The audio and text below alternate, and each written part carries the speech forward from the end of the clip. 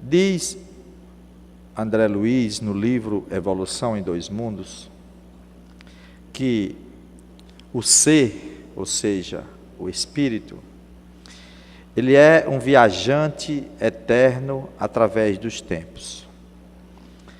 E que vamos de existência em existência, de lutas e lutas, adquirindo as experiências necessárias para construir o nosso envoltório, seja perispiritual ou o envoltório físico.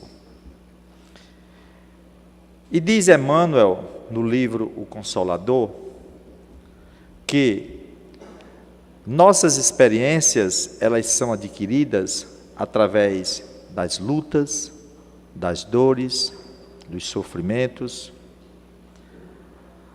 é caindo e se levantando, é atravessando as dificuldades, as vicissitudes, como Kardec chama, de cada existência corporal, que o espírito vai amadurecendo, ou seja, vai adquirindo maturidade psicológica necessária para que um dia ele possa ingressar em mundos mais evoluídos.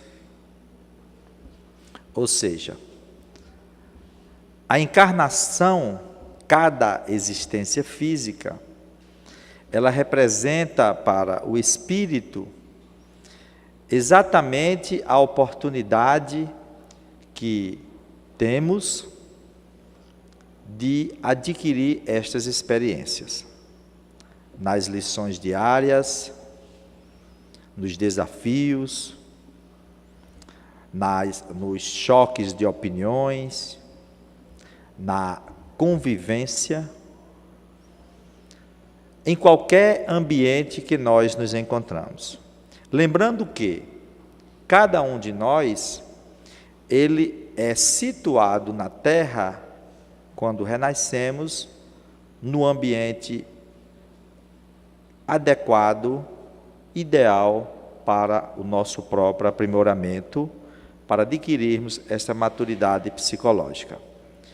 É aquilo que Jesus disse, que Deus não coloca fardo mais pesado em ombros fracos.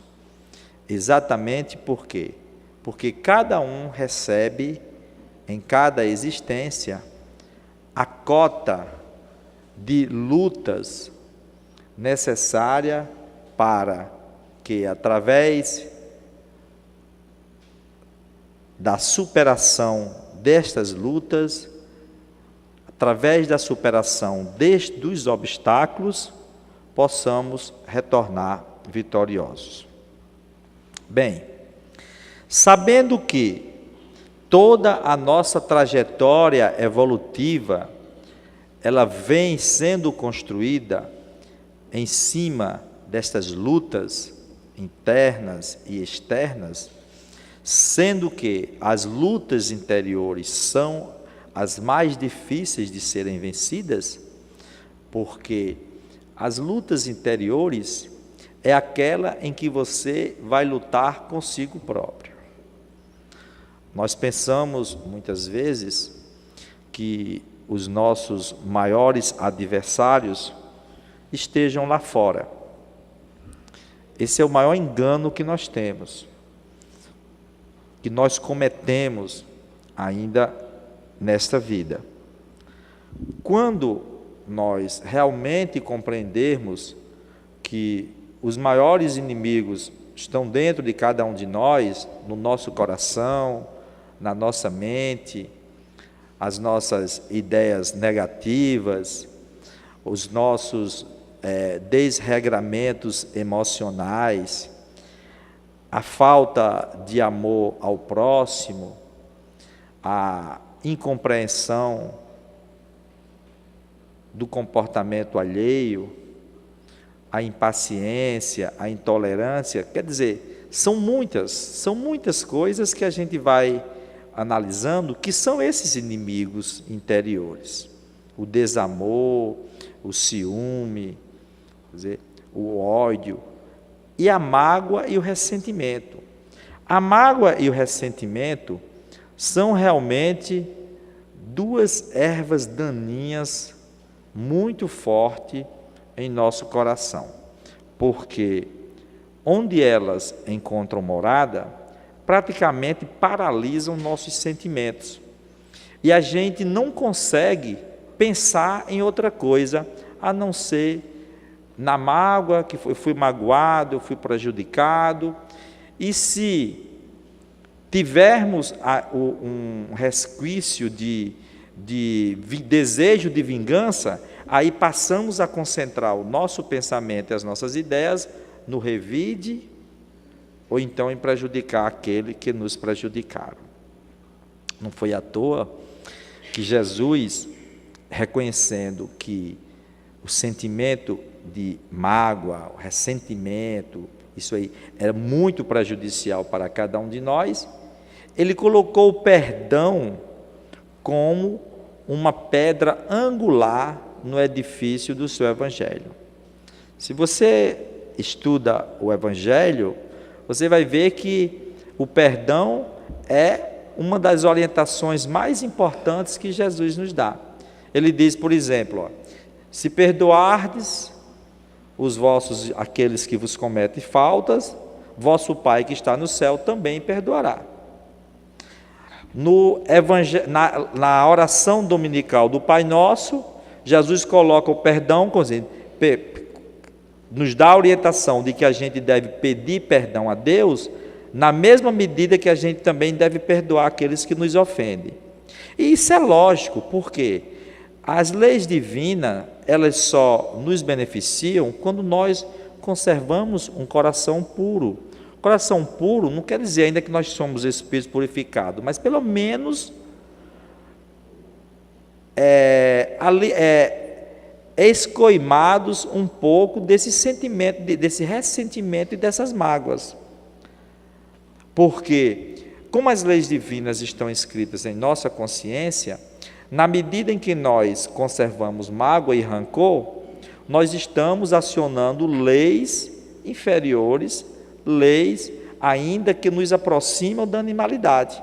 E quando nós superamos esse desafio da mágoa e do rancor, aí sim, nós estamos tendo acesso a novas leis também dentro da nossa consciência, que amplia a nossa capacidade de compreender a vida, compreender o outro e de compreender todo o universo.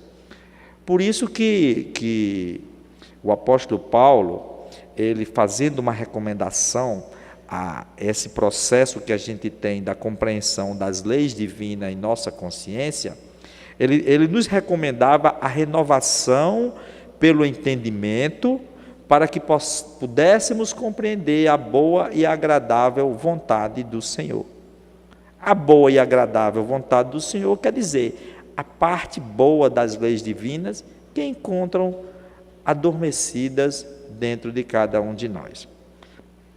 Então, como a nossa trajetória ela é feita de desafios, de lutas, de dores e sofrimentos, em cada época da evolução da humanidade, a bondade infinita do Pai sempre nos trouxe alguma orientação para que não nos sentíssemos órfãos. Ou seja, Deus nunca abandonou e não abandona nenhum dos seus filhos, mesmo individualmente ou considerando toda a humanidade universal. Em toda época foi trazido revelações e orientações para que pudéssemos pegar estes conhecimentos novos e nos auxiliar nesse processo de aquisição de maturidade psicológica. Foi assim com as grandes revelações das religiões do passado, foi assim com a revelação de Moisés, que está todo escrito lá no Antigo Testamento, e foi assim também com o advento de Jesus, há quase, em média, 2000 anos, quando ele veio trazer a boa nova para a humanidade.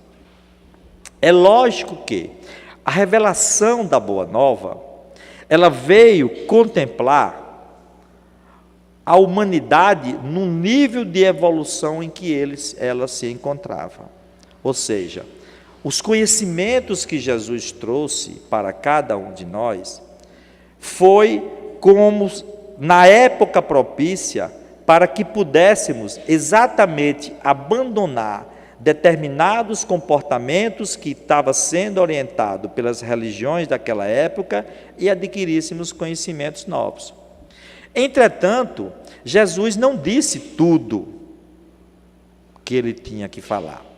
Conversando com os apóstolos, ele dizia: muito eu tenho para vos dizer, mas vós não compreenderíeis. Ou seja, eles ainda não tinham maturidade para compreender uma parte das revelações que Jesus ia trazer, embora já fossem maduros para compreender outras coisas além da humanidade comum. E foi conversando com os seus apóstolos que ele fez a promessa do advento do Consolador. Do Consolador que fora prometido por ele e que viria trazer conhecimentos novos. Ora, compreendemos que a mensagem de Jesus, ela é uma eterna fonte de bênçãos, de consolações. Disso nós não temos a menor dúvida. Quando nós estamos passando por momentos de dificuldades ou de dores, encontramos no Evangelho o bálsamo, o lenitivo que suavizam essas dores. Dizem os Espíritos que este é o momento em que a mensagem do Cristo encontra um realce maior em cada um de nós. Porque se a gente for analisar, faz sentido, porque quando nós estamos no momento maior da alegria, da bonança, a gente pouco se lembra de viver e vivenciar os ensinamentos de Jesus. Agora, quando a dor bate à nossa porta, aí nós realmente paramos para refletir e vamos buscar o entendimento e a compreensão no Evangelho. Então, nessa hora é que encontra esse realce maior que os Espíritos dizem. Leia o Evangelho no momento que você tem um desafio, uma luta, um obstáculo para superar na sua vida. E leia depois no momento que você está despreocupado, não tem uma preocupação maior. Você vai ver, você vai sentir a diferença. Você vai sentir a diferença na mensagem, na essência, na ressonância que aquela mensagem encontra em seu coração. Por isso que neste momento a mensagem consoladora de Jesus se agiganta para cada um de nós, porque nós encontramos ali, como ele disse para a mulher samaritana, a água para saciar a nossa sede indefinidamente. Então Jesus, conversando com os apóstolos, fez a promessa do Consolador prometido. E eu vou ler aqui conforme está escrito no Evangelho de João, para nós analisarmos a frase de uma forma bem detalhada. Então Jesus disse assim, se me amais, guardai os meus mandamentos, e eu rogarei a meu Pai, e ele vos enviará outro Consolador, a fim de que fique eternamente convosco. O Espírito de verdade, que o mundo não pode receber, porque o não vê e absolutamente o não conhece. Mas, quanto a vós, ou seja, quanto aos apóstolos, disse Jesus, conhecê-lo-eis. Porque ficará convosco e estará em vós.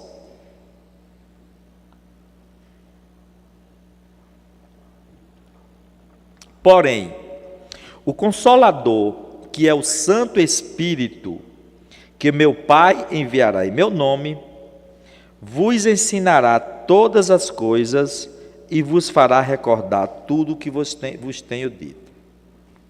Então Jesus faz aqui uma promessa e ao mesmo tempo ele explica por que essa promessa. E dá aqui uma infinidade de ensinamentos interessantes para a gente analisar.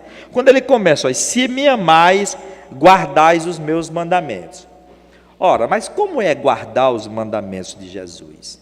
Será apenas ler? Será apenas estudar? Será apenas conhecer? Não. Em outra circunstância, Jesus diz: se guardares os meus mandamentos e os praticares, alcançareis a vida eterna. Ou seja, guardar os mandamentos do Cristo representa, sobretudo, trazer o que a gente aprende para as experiências do dia a dia, para as lutas, para as dificuldades, para o nosso, na convivência no trabalho, numa família, na sociedade, ou seja, nos choques e nos atritos emocionais da convivência que todos nós estamos inseridos em qualquer departamento, profissional, social ou familiar. Aí ele diz: eu rogarei ao Pai e ele vos enviará outro Consolador. Então Jesus ele promete outro Consolador. Porque o primeiro Consolador, um dos Consoladores, que foi que a própria revelação e a manifestação coletiva que ocorreu no fenômeno de Pentecostes, que foi 40 dias após a crucificação de Jesus, onde os Espíritos falavam a sua língua e quem estava ouvindo entendia na sua língua. Deve ter sido um fenômeno impressionante, talvez único na história do Evangelho. Você imagina você falar em português e uma pessoa que nunca entendeu português está ali na plateia ouvindo na sua língua. Então foi mais ou menos isso que aconteceu naquela época. Era como se ali estivesse falando a linguagem do pensamento, a linguagem em nível de compreensão e de percepção mais profunda. Mas Jesus disse que esse outro Consolador é exatamente o Espírito de verdade. E o Espírito de verdade é um ser coletivo. Não é basicamente unicamente uma entidade. Embora em algumas mensagens do Evangelho segundo o Espiritismo, são assinadas por Espírito de verdade e no seu conteúdo a gente identifica ali o próprio Cristo trazendo essas revelações, pela forma como a mensagem fora dada. Mas ele diz que é o Espírito de verdade que o mundo não pode ver, não pode receber, porque absolutamente não o conhece. Então por que não conhece? Porque não era maduro o suficiente para entender. Qual era a função desse Espírito de verdade? Vai trazer conhecimentos novos, vai relembrar o que Jesus dissera, que fora esquecido ao longo dos 18 séculos de cristianismo. Então, o advento da doutrina espírita, ou seja, a doutrina espírita como corpo de doutrina, de conhecimento esclarecedor e renovador, preenche as características deste Consolador. Por isso que nós dizemos que o Espiritismo é o Consolador prometido por Jesus. Por quê? Primeiro, ele traz uma série de conhecimentos novos, cujas sementes foram plantadas pelo Cristo naquela época, em virtude da infância espiritual em que nós nos encontrávamos. Então Jesus falou da vida futura, mas Jesus falou da vida futura como uma ideia vaga, porque naquela época os israelitas daquela época, que dominavam as religiões, eles não acreditavam na vida futura. Eles acreditavam no Deus Jeová, no Deus da recompensa, mas toda a recompensa que tinha era nesta vida, nessa vida material. Então, era uma crença num Deus que recompensava ainda aqui. Então, a ideia da continuidade da vida, da imortalidade da alma, era algo que não tinha no pensamento dos judeus daquela época.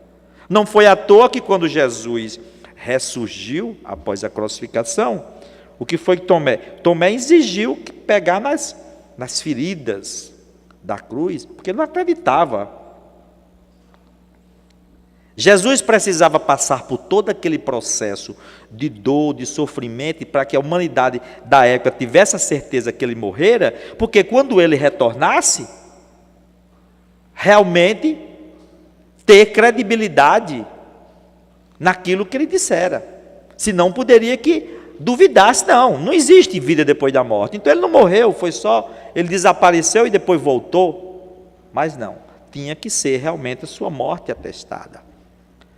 Então a humanidade não tinha conhecimento da vida futura. Mas o que é que a doutrina espírita hoje faz? A doutrina espírita hoje fala da vida futura de uma forma clara e objetiva. Como dizem os espíritos, rasga o véu da matéria para revelar o mundo espiritual em toda a sua pujança, beleza, clareza e atividade. A vida futura deixa de ser uma utopia ou uma possibilidade para ser uma realidade.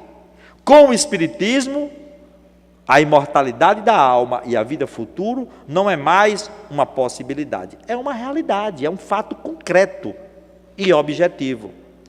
Às vezes as pessoas costumam dizer, eu não acredito que tem vida do outro depois da morte, porque nunca ninguém voltou para dizer. Pelo amor de Deus, se você for ler a doutrina espírita e estudar, você vai ver que o que não falta é espírito que voltou para dizer como é que é do outro lado, né?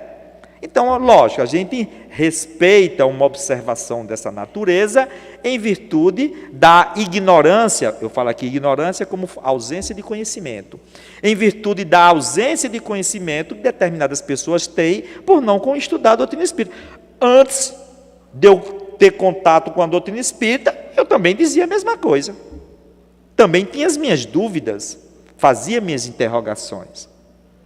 Mas a doutrina espírita, como consolador prometido por Jesus, está aí para exatamente auxiliar mais uma vez a humanidade em um momento de dúvidas, de incerteza, de materialismo puro. Porque, gente, nós estamos hoje no século 21, mas vocês não imaginem como foi a revelação dessas ideias no século XIX, quando a doutrina espírita surgiu com a publicação do Livro dos Espíritos em 1857. É a época em que o materialismo encontrava o seu auge máximo, em que a ciência daquela época proclamava a morte de Deus, que dizia que Deus não era necessário para explicar a origem do universo. Na mesma época em que Charles Darwin publicava, um ano depois, o livro A Origem das Espécies, mostrando que toda a criação seguia uma trajetória evolutiva dos seres menos complexos para os mais complexos. O que é uma verdade, mas ali é apenas uma parte da verdade, da evolução biológica, porque paralelo a isso aí também tem a evolução espiritual, muito bem relatada no livro Evolução em Dois Mundos, de André Luiz, e Evolução Anímica, de Gabriel Delany. Então vocês não imaginam como está essa luta, esse confronto de ideias entre materialismo e espiritualismo, é muito antigo. E hoje nós podemos dizer que a luta ainda continua, mas já tivemos grandes avanços em virtude do próprio progresso moral e intelectual da humanidade. Então o Consolador prometido veio realmente preencher essa lacuna nesse momento. E no momento de lutas, de dores, de sofrimentos, vem trazer a mensagem consoladora, por excelência. Porque a partir do momento que nós nos conscientizamos da imortalidade da alma, da continuidade desta vida em outro plano espiritual, nós conseguimos suavizar os nossos fardos. Porque uma das maiores dores, angústias e sofrimento para o ser humano é quando morre alguém da nossa família. Quem já passou por essa experiência sabe como é. E naquele momento em que você convivia com o seu ente querido, não, independente do parentesco, você vê tudo desabar em sua volta. Principalmente quando é a perda, entre aspas, de um filho. Então, não tem quem calcule a dor de um pai ou de uma mãe quando passa por uma experiência dessa. É diferente. O grau de parentesco nos fornece experiências diferentes. E naquele momento, a gente pensa que tudo se acabou. Aí você encontra uma mensagem que chega para você e diz: olha, não acabou, não foi o fim. Existe uma luz ali no fim do túnel. Aquela escuridão em que você acha que mergulhou, ela vai passar. Porque lá na frente, um raio de esperança surge para reacender a nossa fé.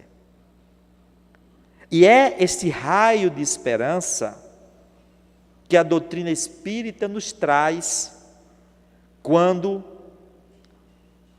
oferece esses novos conhecimentos, que em verdade é a revivescência daquilo que o Cristo já nos disse, mas que antes fora dito de uma forma mais velada e alegórica e de uma forma de parábolas, hoje é dita de uma forma objetiva e clara. Por isso que a doutrina espírita, ela traz essas características intrínsecas para que possamos defini-la como o Consolador prometido de Jesus. Porém, o Espiritismo, ele vai mais além. Como diz Emmanuel, no prefácio do livro Mecanismo da Mediunidade, de André Luiz. Ele diz: não basta apenas considerarmos a feição consoladora do Espiritismo por excelência, mas devemos também considerar a sua função libertadora de consciência. E aí a doutrina espírita assume um novo papel bem maior, quando na verdade é uma complementação, é uma feição consoladora e uma feição libertadora de consciência. Ao mesmo tempo em que o conhecimento espírita, através dos seus postulados básicos e da revelação daqueles que já partiram na frente, que retornam para nos dizer que o amanhã existe, ao mesmo tempo em que esses conhecimentos nos confortam, nos consolam, nos dão mais força para seguirmos nessa caminhada, também nos oferece a oportunidade de acelerarmos o nosso processo evolutivo, libertando as nossas consciências das teias do passado. do atavismo primitivista que ainda é muito forte em cada um de nós. Atavismo este que tende a nos puxar e a nos prender aqui.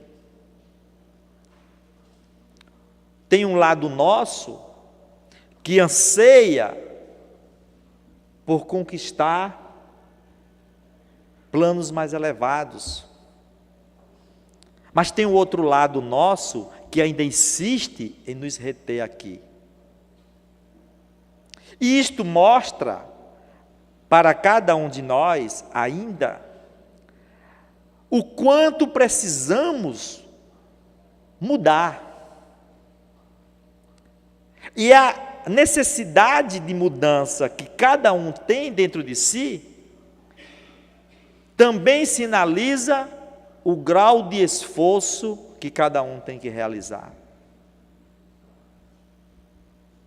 Porque nesta caminhada, nós somos os alunos e o mestre é Jesus.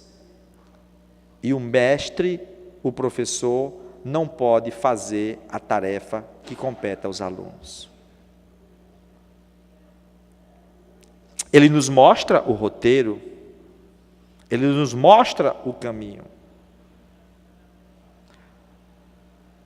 Como mecanismo que cada um tem para vencer, não o mundo lá fora, mas vencer a si próprio.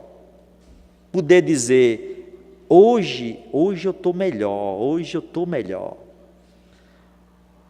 Hoje eu consegui mudar minhas ideias, hoje eu consegui reagir diferente num problema que eu tive. Hoje alguém falou sobre mim algo que não era muito agradável, mas por incrível que pareça, eu não consegui sentir raiva dessa pessoa. É um sinal de progresso. É um sinal de progresso. Ainda no capítulo 6 do Evangelho segundo o Espiritismo, onde Kardec fala sobre o lado consolador do Espiritismo, Jesus ainda nos fala sobre um outro ponto importante, quando ele diz o jugo leve. O jugo leve. Mateus escreveu assim: vinde a mim, todos vós que estáis aflitos e sobrecarregados, que eu vos aliviarei. Olha aí a mensagem consoladora. Tomai sobre vós o meu jugo e aprendei comigo, que sou brando e humilde de coração, e achareis repouso para vossas almas, pois é suave o meu jugo e é leve o meu fardo. Como é que nós podemos compreender a suavidade desse jugo e a leveza do peso das provações e das lutas que nós vivenciamos? Exatamente quando nós compreendemos a nossa finalidade aqui na Terra. Porque todas as aflições, sofrimentos, misérias, decepções, dores, só vamos encontrar as consolações se nós projetarmos isto para o futuro.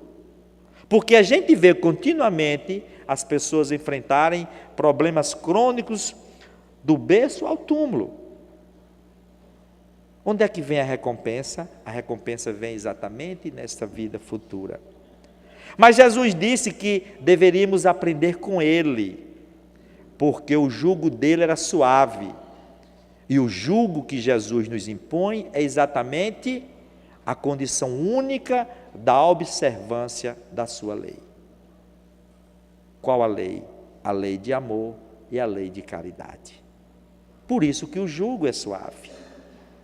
E ele altera o panorama da lei antiga, quando ele disse, no passado fora dito, olho por olho, dente por dente, eu porém vos digo, se vos baterem numa face, vos ofereça a outra. Ou seja, ele está mostrando o lado leve do seu jugo. do perdão, da compreensão, do entendimento. Por que devemos nos comportar assim? Devemos nos comportar assim pelo simples fato de que os nossos sofrimentos de hoje, eles não surgem sem uma causa. Se a causa não está nesta vida, é por ela estar na vida anterior. Se nós, ao enfrentarmos as lutas, os sofrimentos e as dores nessa vida, nós nos revoltarmos, nós estamos desperdiçando as oportunidades de redenção e de reparação perante as leis divinas. Quando nós compreendemos que o sofrimento tem uma finalidade na vida do ser humano, quando compreendermos que nós não estamos aqui pela primeira vez, mas já vivemos outras vidas, e que estamos hoje nas lutas e provações da existência, colhendo o que semeamos no passado, o fardo fica mais suave, principalmente considerando a possibilidade de que, após a noite densa da tempestade, das nossas dores e das nossas aflições, o sol voltará a brilhar para cada um de nós com uma nova vida, cheia de esperança e de oportunidades para o nosso crescimento espiritual. Aí, aqueles problemas que eram gigantes em nossa vida, ficam bem pequenininhos. Aí o fardo fica mais suave. Porque nós passamos a compreender o significado da existência, a finalidade da dor e do sofrimento, como disse Druso, no Instrutor da Mansão Paz, no livro Ação e Reação. A dor é um dos ingredientes mais importantes da vida e evolução. E Paulo de Tarso lembrou lá quase 2000 anos que a dor é o aguilhão que nos impulsiona para seguirmos adiante na nossa renovação. Então, meus irmãos, a mensagem de Jesus, hoje, com a nova feição esclarecedora da doutrina espírita, vem ofertar-nos consolo e esclarecimento, alívio das dores e, ao mesmo tempo, esclarecimento para a nossa consciência, entendimento para aqueles que buscam compreendê-la à luz da razão, consolo e alívio para quem busca compreendê-lo pelo campo dos sentimentos ou do coração. Compete a cada um de nós, nas nossas meditações e estudos mais profundos, pegar esta parcela de conhecimento que a revelação espiritual nos traz e fazer bom uso durante a nossa encarnação. Porque a porta do túmulo nos espera amanhã, não tenhamos a mínima dúvida. E quando este momento chegar, que olharmos para trás, só teremos, a nossa bagagem será unicamente o que tenhamos realizado na vida, seja no campo do bem, ou seja no campo do mal, considerando o campo do bem a observância das leis de Deus e o campo do mal a atitude contrária à infração às leis divinas. É o que o Dr. Bezerra de Menezes diz em uma das suas mensagens do Consolador. No momento do transe da passagem desta existência para a outra, teremos, nossa consciência é que será ré e juiz de si própria. Teremos contra ou a favor de cada um de nós o que tenhamos construído e realizado na vida. No campo dos sentimentos, no campo das atitudes, no campo dos sentimentos, das relações que desempenhamos na sociedade, na nossa família e no nosso ambiente de trabalho. Então, que a mensagem de Jesus possa realmente encontrar esta ressonância no coração de cada um de nós. E que não esperemos que a dor bata mais forte em nossa casa para buscarmos saciar a nossa sede de amor e de conhecimento no Evangelho que Jesus nos deixou. Que Deus nos abençoe, que Deus nos ampare e nos fortaleça nessa tarefa que todos nós temos de vencer a si próprio.